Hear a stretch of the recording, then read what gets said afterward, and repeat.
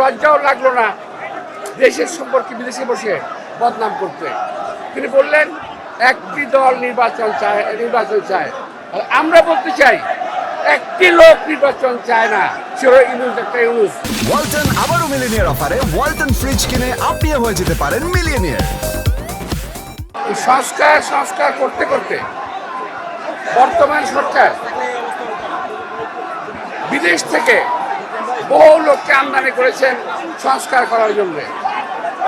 আমি আজকে অত্যন্ত গর্বের সঙ্গে বলতে চাই, শহীদ রাষ্ট্রপতি জিয়াউর রহমান বহু সংস্কার করেছেন বাংলাদেশের, বহু।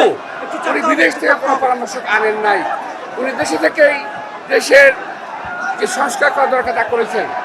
খাল সংস্কার করানো হয়েছে, গার্মেন্ট ব্যবসা ও পোল্ট্রি, ডেয়ারি সহ নারী শিক্ষা, বহু সংস্কার তিনি করেছেন, কিন্তু তিনি কখনোই বিদেশ থেকে কোনো কাউকে আমদানি করেন নাই। আজকে এই সরকার কিছু বিদেশি লোককে আমদানি করেছেন কিছু সংস্কার করার জন্য। আবার এই সংস্কার করতে করতে এমন জায়গায় চলে গেছে যে তারা আজকে আর নির্বাচন দিতে চায় না। দেখলাম ইউনুস সাহেব জাপানে বসে বিএনপি সম্পর্কে বদনাম করছেন। একটু লজ্জাও লাগলো না দেশের সম্পর্কে বিদেশে বসে বদনাম করতে। তিনি বললেন একটি দল নির্বাচন চায়।